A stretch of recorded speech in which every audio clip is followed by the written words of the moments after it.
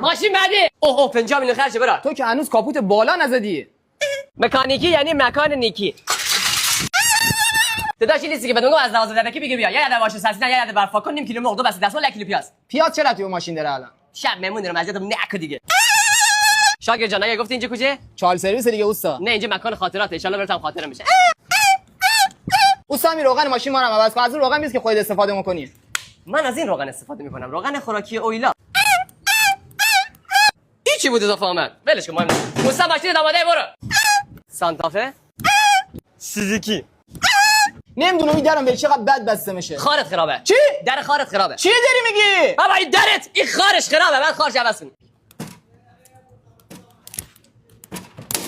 اوستا تو گاراژ دستشویی نداری؟ وقت دستشویی میگه چیکار میکنی؟ همین کار که الان کردم. چیکار کردی مگه؟ میرینم تو ماشین مردم.